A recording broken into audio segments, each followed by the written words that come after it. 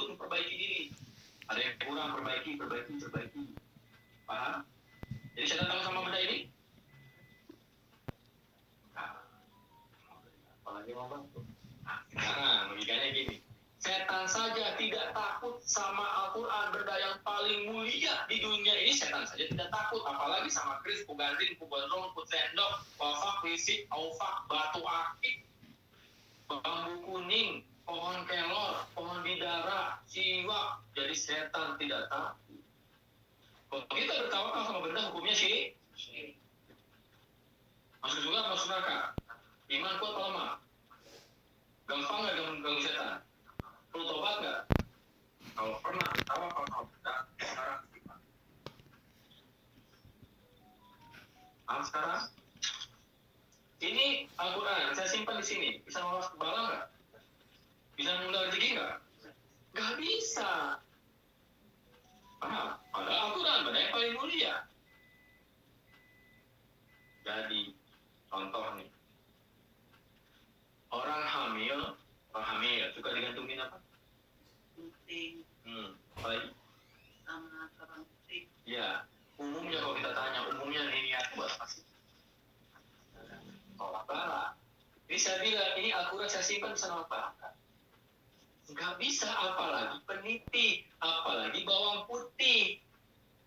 Emang setan takut sama peniti? Sama Al-Quran takut nggak? Enggak. Kalau gitu hukumnya apa? Maksudnya masuk neraka. Iman kuat atau lemah? Ngundang apa ngusir setan? Wajar pada error. Istighfar. Situ nggak pernah pakai kan? Enggak kan?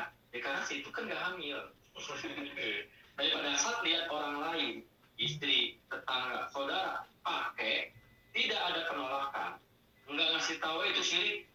Enggak. Bahkan tidak ada penolakan. Sudah kena dalil hukuman nggak? Ya, perlu tobat juga nggak? Istighfar sekarang. Kita nggak nolak aja, udah kena. Nggak pernah ke Ponari kan? Bapak enggak kan? Tapi lihat di TV kan? Pada saat kita lihat di TV tidak ada penolakan. Ya, bisa nolak hati kita, itu masih syirik gitu. Nah, misalnya itu nolak. Kalau tidak ada penolakan, kena hukuman juga nggak? Karena ingat, iman itu di sini, keyakinan. Di hati. Keyakinan keliru, udah kena. Dipasang. Jadi kalau misalnya kemarin itu dikasih batu-batu gitu, bertawakal pada Pak, sirik nggak? Iya, itu dia. Makanya kebanggaan pada sirik modal lemah imannya. Jadi nggak ada iman kan, bocor di bawah, ya setan lu aja, dia gila. Kalau itu belum tobat, mau bisa sembuh nggak? Bisa sembuh nggak kalau belum tobat? Nggak bisa, maka tobatin itu. Kalau pengen sembuh. Makanya setan menghalangi untuk tobat ini, gitu Pak. Ya Allah, banyak kayak gini tuh bijilah Allah. Caranya ini, tobat, kemudian istiqomah. Pos itu maksiat lagi, nggak ibadah lagi, bapak juga, ya kan, nggak ada perubahannya, kena lagi, semua kesulitan hidup. Nggak tuntas. Oke. Kemudian kita masuk ke rumah-rumah orang Islam, suka ditempel tuh balik pintu, kaligrafi tulisan ayat kursi. Umumnya niatnya buat apa sih? Niatnya umumnya nolak bala. Itu mah satu ayat, satu Al-Quran, setan takut nggak? Bisa nolak bala nggak? Nah itu dia, Al-Quran saja Bu, bendanya. Kalau diniatkan untuk nolak bala, hukumnya apa? Syirik juga, walaupun itu tulisan kaligrafi ayat kursi, kan itu benda. Tipis ini, karena apa? Perbuatan syirik itu samar, pangkat kerasa, seperti semut hitam berjalan di atas batu hitam di tengah kegelapan malam. Halus, nggak terasa.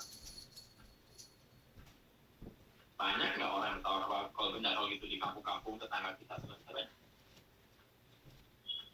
Kang Hasan punya keris. Kang Hasan bilang, oh dengan keris ini saya kelihatan lebih ganteng, lebih kaya. Yang punya keris kan Kang Hasan. Saya nggak punya, tapi hati kita membenarkan, oh benar, hebat. Udah termasuk syiriknya juga nggak? Masuk, walaupun saya nggak punya. Keyakinannya udah sama. Oh ini pakai bambu, ini pengen jadi lurah, ini pakai semar mesem, ya kan, bambu petuk, ya, kuku pancanoko, usi kuning. Nah kalau di Jawa kayak gitu kan, jimatnya kayak gitu. Wah, aku itu kau pak raja-raja kayak gitu. Itulah sumber penyakit. Pertanyaan lu pernah punya nggak? Punya. Lu anak pertama saya pakai nggak pakai tempel. Nggak ngerti, makanya nggak sembuh-sembuh. Dulu sih saya macam pengobatan 5 tahun dari pengobatan. Barulah ketemu metode pengobatan yang tepat, orang yang tepat. Ya Lukas Sarinya. Yang Lukas siapa? Almarhum guru saya. Ustaz Ali bin Ham. Ipar lagi. Pertanyaan sampai sini.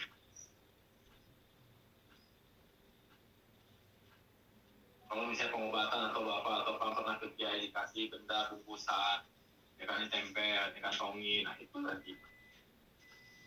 Tempel depan pintu, di atas pintu, ya kan untuk tolak bala, untuk wadal, ya kan tanam di penjuru halaman, di kubur, itu tahu mau benda.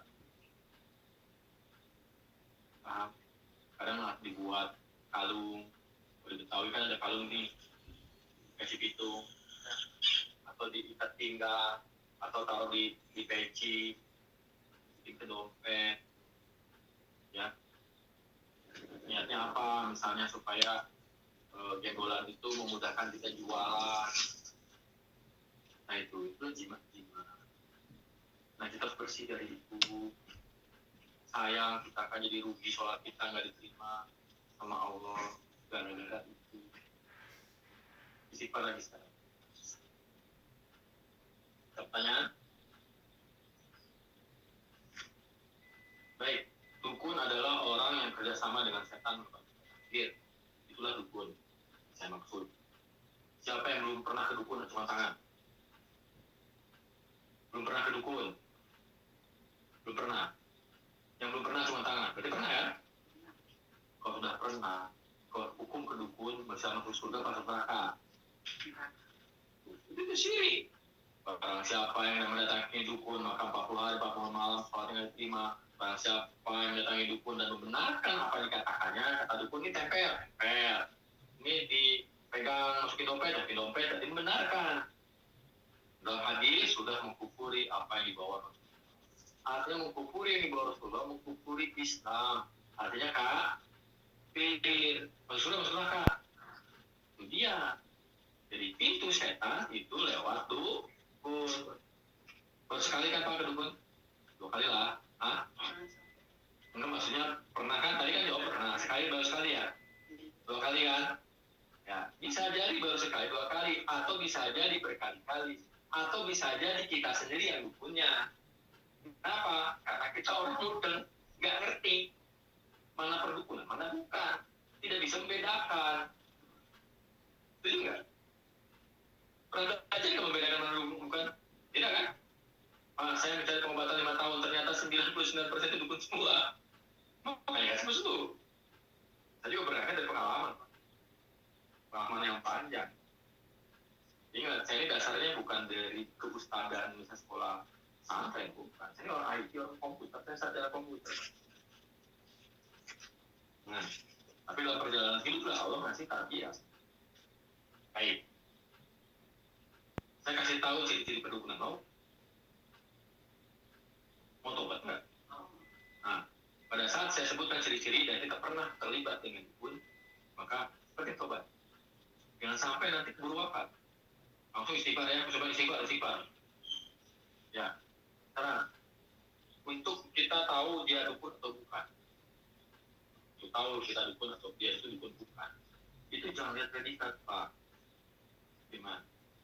Oh, predikatnya kiai, Pak Haji, Ustadz, pimpinan pondok pesantren, jangan lihat itunya. Oh jamaahnya banyak, jangan lihat. Oh dia kaya, jangan lihat. Jadi apa yang dilihat adalah tata cara pengobatannya. 1. Yang kedua, pribadi orangnya, perilaku. Yang ketiga, bagaimana cara mendapatkan ilmunya. Dari 3 hal ini kita bisa tahu dia dukun. Kita tobat ya.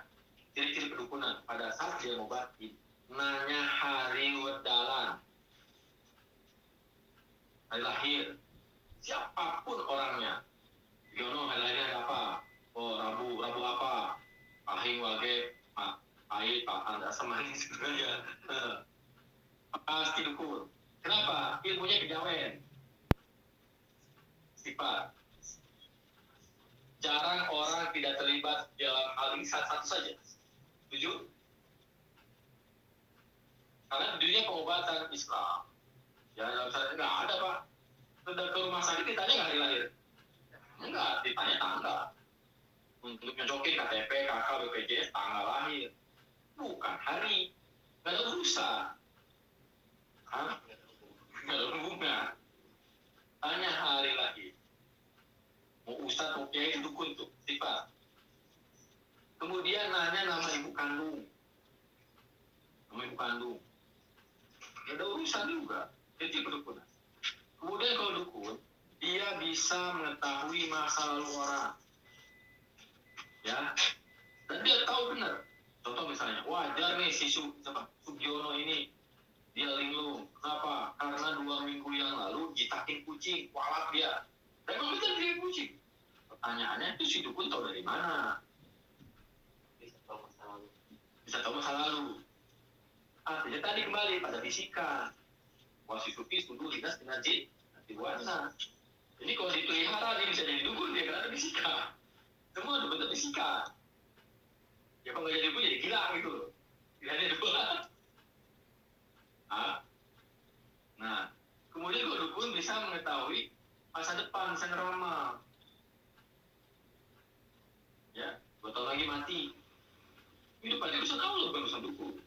Tapi dia jangan ngeramal. Ini contoh dukun nih. Ini misalnya rumah Pak Sugiman. Ini rumah dukun. Pak Sugiman mau bertamu di luar. Assalamualaikum. Waalaikumsalam. Silakan masuk Pak Sugiman. Belum kenalan sudah tahu nama. Di sini dukun.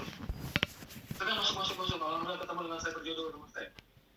Kemarin saya sibuk tuh ngurusin Jokowi di presiden saya tuh. Wah, kemudian itu si Prabowo jadi menteri tuh saya tuh yang ngurus. Tersugesti nggak percaya sama dukunnya? Tambah percaya.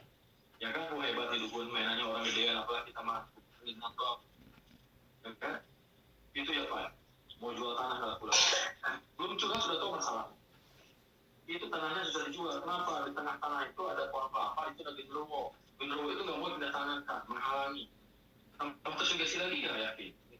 Hebat nih, belum curhat sudah tahu, belum ketemu tanahnya udah tahu ada pohon kelapa, bisa ngeliat lagi genderuwo.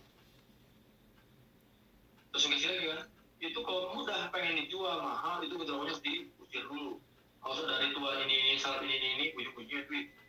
Minta 20 juta. Seandainya Pak Sugiman punya 100 juta, dan itu misalnya tanahnya kalau laku 1 miliar, kira-kira ngasih nggak 20 juta? Ya kira ngasih, karena sudah tersugesti. Itulah kedukunan. Pertanyaan tahu dari mana? Yang datang itu Pak Sugiman, belum curhat tahu masalahnya, kemudian jarak jauh dia bisa melihat, itu bantuan setan, istilahnya oda, ada bisikan. Paham? Kemudian dia bisa melihat jarak jauh, itu namanya ilmu terawangan, bisa melihat jarak jauh. Dan orang bisa melihat makhluk gaib itu orang teror, orang sakit, itulah ciri-ciri kedukunan. Kalau kita pernah berhubungan dengan orang itu, semisalnya, ya, tiba-tiba. Kemudian ciri kedukunan, pada saat pengobatan, dia ngasih benda-benda, jimat-jimat. Terserah dia labelnya kiai atau apa, ngasih batu api, batu cincin, wafak, wifik, awfak, ada yang dibungkus kain. Ya bentuk-bentuknya macam-macam Pak. Kalau ikut bapak pelatihan ada nanti. Itu benda-benda, buat ditanam, ditabur, gitu deh. Tabur kemenyan, ya, sifat. Kemudian kalau pengobatan kedukunan, nah si dukun itu bisa melihat makhluk gaib. Yui, kita genderuwo. Dukun tuh. Kemudian dukun itu, misalnya nih, ngeluarin setan dari mas ini, masukin botol, atau nangkepin setan di rumah, masukin ke botol, itu tuh, sifat. Ya pemburu hantu yang TV itu Pak, itu dukun. Pada saat kita nonton pemburu hantu dan kita membenarkan apa yang dilakukan, kena juga nggak kita hukuman? Benar. Paham? Itu ciri perdukunan. Pada saat pengobatan dia minta syarat Pak kalau dukun itu. Kang Hasan ngomong nggak, lu juga ini ada syarat apa gitu? Enggak. Kalau dukun kasih syarat, misalnya bahwa sirih kita merubah, bawang setunggal, telur busuk, ya kan? Nah misalnya itu perdukunan, bawa madat, bawa apel jin, dukun, minta minyak misi, minyak japaron, yang saya harus beli sedikit, itu dukun tuh umumnya ya kebanyakan. Nah kemudian pada saat pengobatan dia minta hewan sembelihan, minta ayam cemani, kadal butut 2, minta kambing, memindahkan penyakit. Dukun bisa memindahkan penyakit ke binatang, itu dukun. Melakukan bedah gaib, ya, bedah gaib. Dan dukun bisa mengeluarkan benda-benda dalam tubuh istighfar. Ya. Kemudian pada saat pengobatan dia kayak gini nih, kayak pakai tenaga dalam. Ya. Kemudian dukun itu menerima jasa nyantet, jasa melet, menerima jasa pesugihan, mengawinkan dengan jin Islam, bisa menerima jasa pasang susuk, jasa ngeluarin susuk, perdukunan istighfar. Kemudian perdukunan juga nih, wajar dia mah sakit-sakit mulu, keberatan nama, harus diganti namanya. Tadinya siapa namanya? Anggapnya? Gios ganti namanya Ucrit misalnya. Oh Pak wajar nih, ekonominya nggak banyak maju nih Pak Sudirman ini, karena rumahnya menghadap utara, harusnya menghadap selatan. Dukun tuh, oh rumahnya itu di perintasan setan, dukun tuh ngomong kayak gitu. Atau di bawah rumahnya ada bang gaib, dukun. Jadi dukun itu bisa menggadaikan uang, kalau bukan penipu ya dukun. Taat pribadi Kanjeng Dimas, dukun. Apalagi kemudian bagaimana pribadi seorang dukun? Nih pribadi seorang dukun, ininya kuat. Tidak mungkin Allah memuliakan seorang hamba yang tiap hari makanannya haram. Tidak mungkin. Alhamdulillah guru-guru saya tuh gak ada yang ngerokok. Kalau ada ustaz ngerokok, gak usah dengerin aja namanya. Atau ada manfaat, ada kebaikan, tapi orangnya saya gak mau ikuti. Masih ada masalah. Rokok itu ada masalah. Baik, mohon maaf ya. Berjalan berapa tahun. Ustaz mau kiai mau habib mau ngerokok. Pasti. Nah, kemudian pribadi orangnya dia berhalwat, tidak menjaga syariat, main cemak-cemak, itu gak nyaman kalau kita pakai kerudung. Ini kan pengobatan syaratnya, sesuai syariat. Tadi saya pegang aja. Enggak, kalau ada suaminya, kecuali pakai paksa banget, pakai sarung tangan. Dan saya nggak megang bagian-bagian ini. Tapi kalau dukun mandiin sambil telanjang, kan gitu kan, dimandiin, tapi kelihatan aura, malam-malam lagi, pasti dukun. Karena dia tidak menjaga syariat. Ya, kalau dukun tuh pengobatannya tuh tarifnya gila-gilaan. Tahu Sadano? Tahu tarifnya berapa? Kalau pengen langsung ditanganin kayak sekarang ini saya 30 juta, sembuh kagak. Kalau ngantri 1 minggu 15 juta. Kalau ngantri nggak tahu kapan dipanggil itu 3 juta setengah. Untuk setengah jam itu 3 juta setengah. Kalau saya kembali itu berapa jam? Dan itu sebelum diterapi itu harus bayar dulu. Sebelum diobat harus bayar dulu. Itu perdukunan, gak usah akal. Ya, buka gak, uang habis. Ada juga cerita teman perukia, ya kan, bayar 30 juta sembuh kagak, di rupiah sembuh, kasih hadiah 50.000. Ini teman saya ya, tapi kan banyak juga pasien saya cerita, ya udah pernah ya, seperti itu sembuh kan. Karena kalau tidak ada peningkatan keimanan, gimana sembuh? Yang gitu-gitu, walaupun dia masuk TIP, ustaz terkena, dukun. Baik, jadi perdukunan yang lain. dia dalam istilahnya buka aura, ya, memasukkan energi positif ke energi negatif, karena gini-gini ya, getar-getar tangannya masukkan energi, ya pasti berhubungan. Pribadi orangnya kemudian dia nggak ibadah, dukun itu nggak ibadah, nggak sholat, apa mukanya bengkak, usang, bila sholat dia nggak sholat, ya, nah, itu nggak mungkin. Allah berikan kemuliaan, kelebihan pada orang yang emang tidak ibadah, kecuali bantuan setan. Baik, bagaimana cara mendapatkan ilmunya? Sisi berguna. Dukun itu kaidahnya gini, kita bisa karena belajar.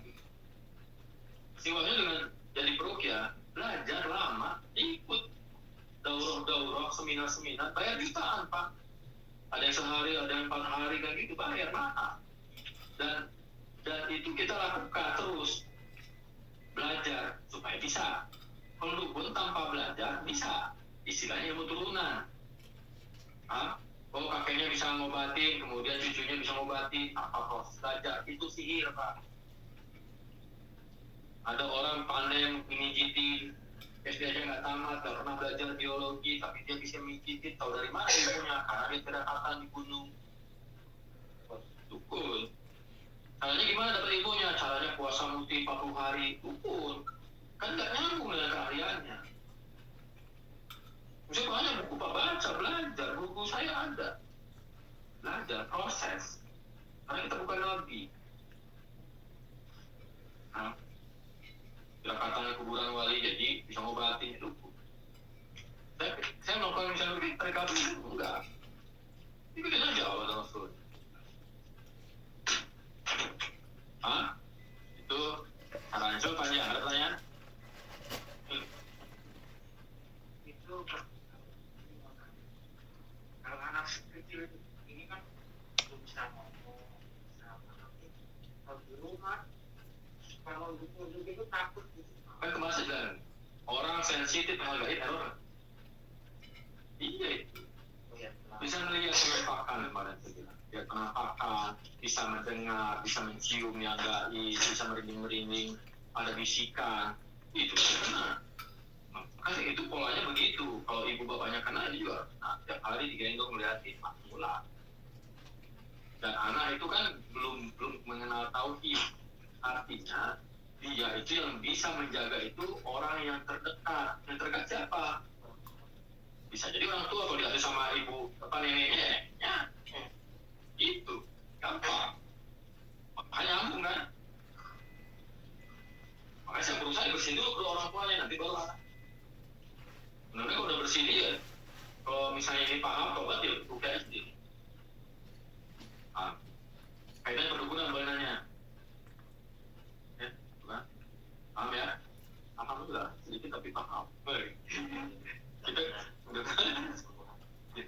jelasin kan 1 jam perdukunan. Baik, nggak jauh lagi. Baik. Sekarang, pada saat Rasulullah perang Uhud, beliau kena pedang, darah.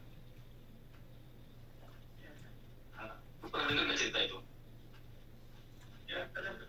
Kemudian ada sahabat Rasulullah lagi sholat subuh jadi imam, kemudian ditikam dari belakang, sakit nggak? Wafat nggak? Kemudian Rasulullah memerintahkan umatnya untuk belajar bela diri, bulat, berkuda, mana? Nah, yang saya jelaskan gitu. Kita ini manusia biasa. Kalau kena benda tajam, peluru, pisau, berdarah nggak? Darah.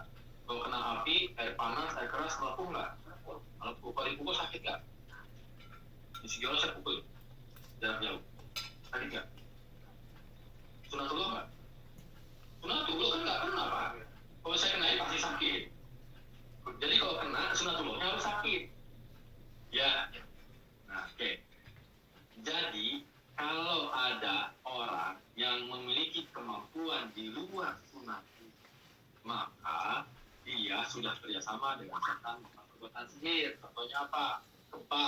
Kebal terhadap benda tajam, peluru, kebal terhadap api, air keras, ya, air panas, dia kebal, dipukul nggak sakit, dan dia bisa memukul jarak jauh. Artinya orang itu sudah belajar sihir, gurunya adalah dukun. Terserah dia mendapatkan ilmunya dengan cara apapun, tapi kalau dia memiliki kemampuan di luar sunatullah, artinya orang itu sudah kena gangguan setan, sudah belajar sihir. Terserah. Misalnya untuk kebal dia minum gotri, minum paku, kemudian dia kebal dengan cara tirakata, gigi-gigi tertentu, dengan puasa-puasa tertentu, atau dengan olah nafas, kemudian dia kebal bisa memukul jarak jauh, artinya dia sudah kena. Saya sebutkan Pak ya, saya sebutkan alirannya. Orang sudah error, nah gangguan setan itu yang pernah belajar antara lain belajar Satria Nusantara, Mahatma, Silamba, Takeda, Kalimantan Sada, Gagasan Bayu, Hikmah, Hikmatul Iman, Merpati Putih, Reiki, hipnoterapi, itu orang udah kena. Kalau pernah belajar dan diisi-isi, atau cuma diisi saja, aku kasih minum, dia kasih batu, kemudian dia kebal, cukup ditepuk doang, tapi dia bisa terbang atau apa, artinya dia sudah sakit. Kalau kalian pernah berhubungan atau pernah melakukan ritual seperti itu, sekarang sifat.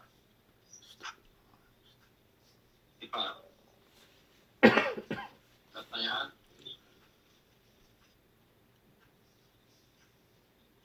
Pertanyaan?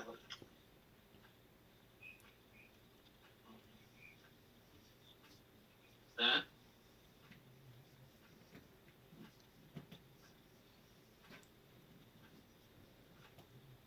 baik, berikutnya adalah kita amal ibadah diterima oleh Allah. Amal ibadah seperti apa sih? Sholat, puasa, baca Al-Quran, zikir, zakat, haji, ibadah bukan? Amal ibadah akan diterima sama Allah, syaratnya ada dua. Apa? Ikhlas dan ittiba. Ikhlas itu melakukan sesuatunya karena Allah. Kemudian ittiba itu orang melakukan karena mengikuti apa yang dicontohkan Rasulullah. Setuju? Kalau dua hal itu dipenuhi, maka amal ibadahnya diterima. Kalau tidak dipenuhi, maka tertolak. Kalau ibadah bukan karena Allah, berarti karena siapa? Kalau ibadahnya tidak mengikuti Rasulullah, berarti ikut setan. Error nggak? Error. Nah, itu dasarnya. Sholat maghrib berapa rakaat? 3.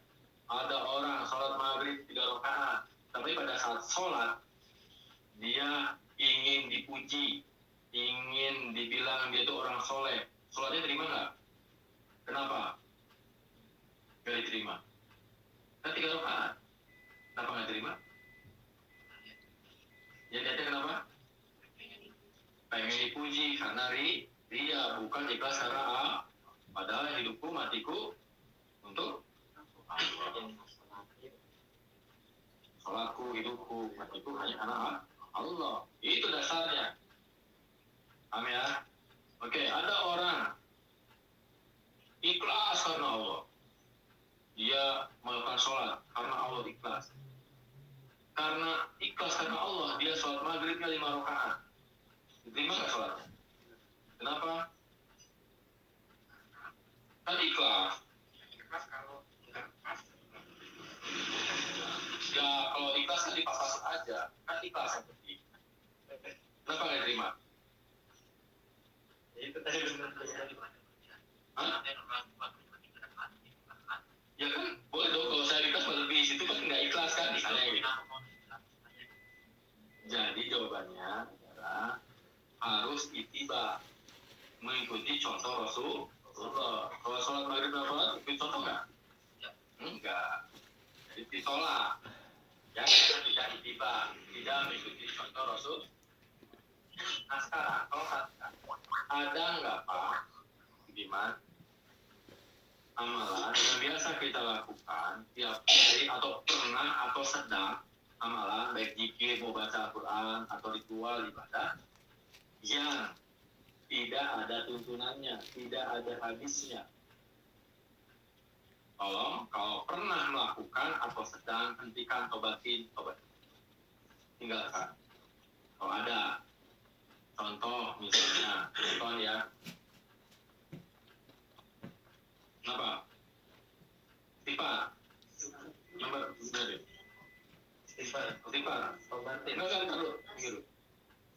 Biar lawan. Pernah punya amalan nggak? Gimana? Auzubillahi minasyaitonir makanya beda. Bapak minggir. Tepuk kepala dan dada. Auzubillahi minasyaitonir rajim. Bismillahirrahmanirrahim. Alhamdulillahirabbil alamin. Ya Qari, kita. Ar-Rahmanirrahim. Maliki yaumiddin. Terus tepuk tangan. Iyyaka na'budu wa iyyaka nasta'in. Ihdinas siratal mustaqim. Siratal ladzina an'amta 'alaihim ghairil maghdubi 'alaihim waladdallin. Amin. Tangannya keluar dulu. Allahu la ilaha illa huwal hayyul qayyum. La ta'khudhuhu sinatun wa la nawm. Dia bisa tetap. Lahu ma fis samawati wa ma fil ardh. Man jalladhi yasfa'u indahu illa bi'idhnih. Ya'lamu ma baina aydihim wa ma khalfahum. Bismillahirrahmanirrahim. Alhamdulillahirabbil alamin. Ar-Rahmanirrahim. Dadanya. Bismillahirrahmanirrahim. Alhamdulillahirabbil alamin. Ar-Rahmanirrahim. Maliki yaumiddin. Cepat. Iyyaka na'budu wa iyyaka nasta'in. Ihdinas siratal mustaqim. Siratal ladzina an'amta 'alaihim ghairil maghdubi 'alaihim waladdallin. Amin. Kan? Semua keluar. Yang tubuh Sugiono semuanya keluar Allah.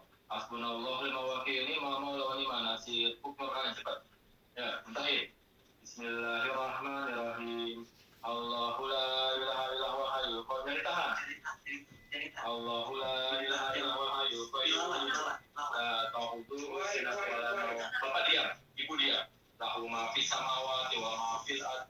Anjalati asfa'u indahu illa bi'idhnih. Ya'lamu ma baina aydihim wa ma khalfahum.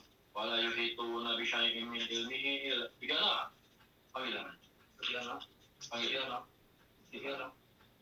Tulis istighfar. Kerasan dulu. Tulis istighfar. Stop dulu. Stop. Saat kayak gitu panggil namanya istighfar. Dan diri istighfar. Panggil nama. Sugiono. Astagfirullahaladzim. Terus. Yang keras nih. Ada keras. Astagfirullahaladzim.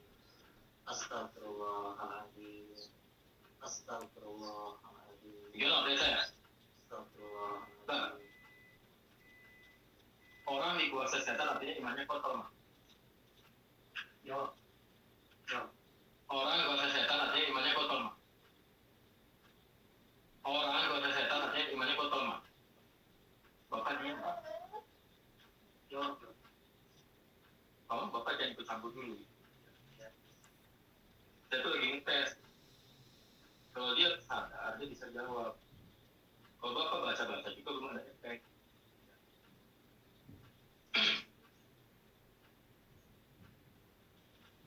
Orang dikuasai setan artinya imannya kotor, mah. Kuat apa lemah? Oke, ulangi lagi. Lupa. Auzubillahi minasyaitonir rajim. Bismillahirrahmanirrahim.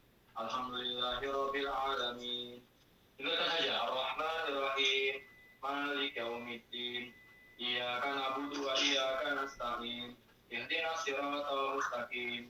Siratal ladzina an'amta 'alaihim ghairil maghdubi 'alaihim waladdallin. Amin. Hasbunallahu wa ni'mal wakil.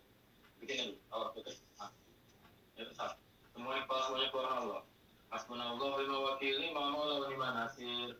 La haula wa la quwata illa billahil azim. Bukannya. Bismillahirrahmanirrahim. Alhamdulillahirabbil alamin. Ar-Rahmanirrahim. Maliki yaumiddin. Iyyaka na'budu wa iyyaka nasta'in. Ihdinas siratal mustaqim. Siratal ladzina an'amta 'alaihim ghairil maghdubi 'alaihim waladdallin. Amin. Ada tenggorokan nggak? Ada detiknya nggak? Gimana? Ya, terus. Bismillahirrahmanirrahim. Allahu la ilaha illa huwal hayyul qayyum. La ta'khudhuhu sinatun wa la nawm.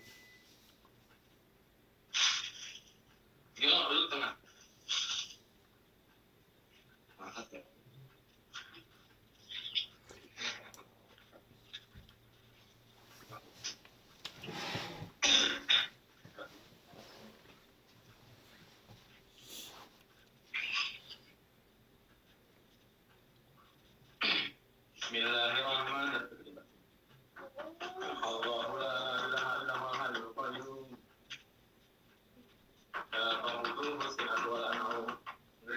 Lahu ma fis samawati wa ma fil ardi. Man dhal ladzi yashfa'u 'indahu illa bi'idhnihi. Ya'lamu ma baina aydihim wa ma khalfahum. Wa la yuhituna bi shay'in illa bima syaa'. Wasi'a kursiyyuhu samawati wal ardi. Wa la ya'uduhu hifdhuhuma wa huwal 'aliyyul 'azim. Bismillahirrahmanirrahim. Allahu la ilaha illa huwal hayyul qayyum. La ta'khudhuhu sinatun wa la nawm. Lahu ma fis samawati wa ma fil ardi. Man dhal ladzi yashfa'u 'indahu illa bi'idhnihi. Ya'lamu ma baina aydihim wa ma khalfahum. Lahu ma fis samawati wa ma fil ardi. Man dhal ladzi yashfa'u 'indahu illa bi'idhnihi. Ya'lamu ma baina aydihim wa ma khalfahum.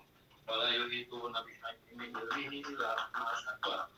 Wasi'a kursiyyuhu samawati wal ardi. Wa la ya'uduhu hifdhuhuma wa huwal 'aliyyul 'azim. Hasbunallahu wa ni'mal wakeel, ni'mal mawla wa ni'mal nasir. Hasbunallahu wa ni'mal wakeel, ni'mal mawla wa ni'mal nasir. Kita masih dalam.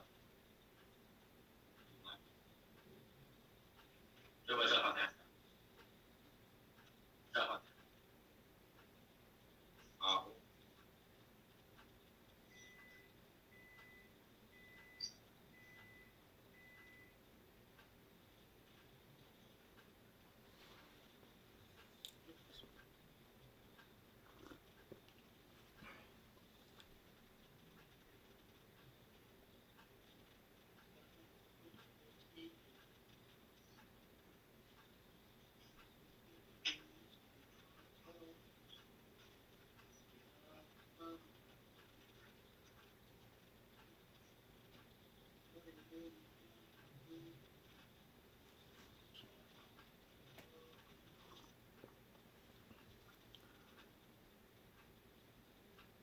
Orang dikuasai setan artinya imannya kuat apa lemah? Hah? Gimana maunya kuat apa lemah imannya? Hah? Gimana maunya imannya kuat apa lemah? Maunya imannya kuat apa lemah? Oh itu jangan mau dikuasai setan ya. Ini dikuasai setan jangan ngebleng. Makanya biasakan istighfar. Kita lagi sana 3 kali. Kasih. Istighfar. Kerasin. Keras. Astagfirullah. Terus.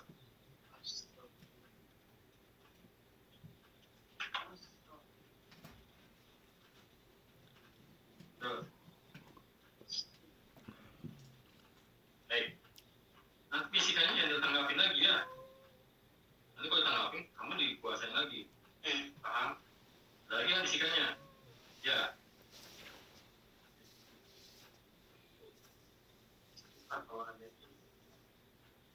Baik, mau keluarin jangan? Bisikannya mau dikeluarin nggak? Bisikan dari setannya mau dikeluarin nggak? Sungguh ya. Nanti harus sungguh nih. Di sini macetnya tadi mana? Di sini ke sini. Gimana? Tunjukin. Hah? Dari sini. Sungguh ya. Auzubillahi minasyaitonirrajim. Bismillahirrahmanirrahim. Alhamdulillahirabbil alamin. Arrahmanirrahim. Maliki yaumiddin. Iyyaka na'budu wa iyyaka nasta'in. Ihdinas siratal mustaqim. Siratal ladzina an'amta 'alaihim ghairil maghdubi 'alaihim waladdallin. Subhanallah. Hasbunallahu wa ni'mal wakeel. Ni'mal mawla wa ni'mal nasir. Sungguh. Ya. Mau pegang semua itu. Allahu la ilaha illa huwal hayyul qayyum. Aku mati sama wa fil ardi. Anjalati asma'u indahu illa bi'idhnihi. Ya'lamu ma baina aydihim wa ma khalfahum. Bismillahirrahmanirrahim. Qul huwallahu ahad. Allahus samad. Lam yalid wa lam yulad wa lam yakul lahu kufuwan ahad. Bismillahirrahmanirrahim. Qul a'udzu birabbin nas, malikin nas, ilahin nas, min syarri waswasil khannas, alladzi wasifu fi sudurin nas. Artinya apa? Ya, betul. Dapat lagi yang banyak. Terdapat.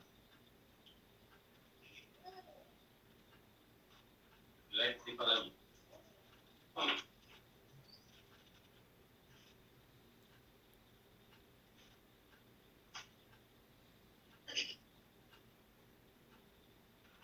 Bismillahirrahmanirrahim. Alhamdulillahirabbil alamin. Arrahmanirrahim. Malik yaumiddin. Iyyaka na'budu wa iyyaka nasta'in. Ihdinas siratal mustaqim. Siratal ladzina an'amta 'alaihim ghairil maghdubi 'alaihim waladdallin. Amin.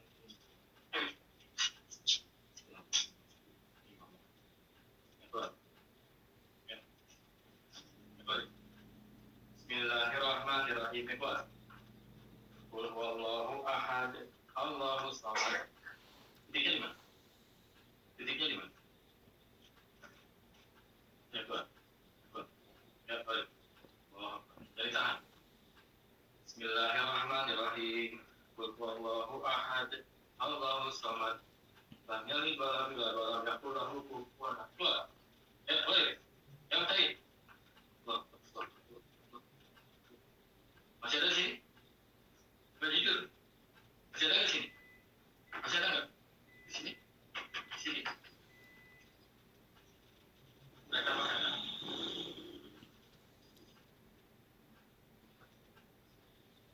Yang saya ceritakan lebih banyak terdengar apa tidak?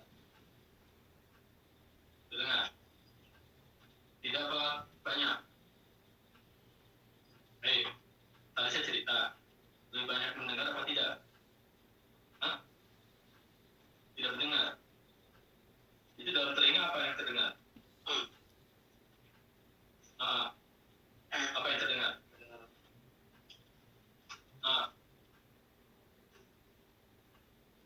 Yang terdengar apa?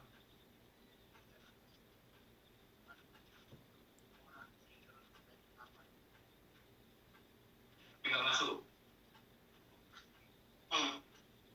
Bismillahirrahmanirrahim. Alhamdulillahirabbil alamin. Arrahmanirrahim. Malik yaumiddin. Iyyaka na'budu wa iyyaka nasta'in. Ihdinas siratal mustaqim. Siratal ladzina an'amta 'alaihim ghairil maghdubi 'alaihim waladdallin. Amin. Semua telinga buat Allah. Ya, buat. Ya, buat. Ya, boleh. Mulut diam. Nah, dulu ya, mikrofon kalau mau ngomong saya. Ya, buat. Ya, buat. Semua bangsa jemput Allah.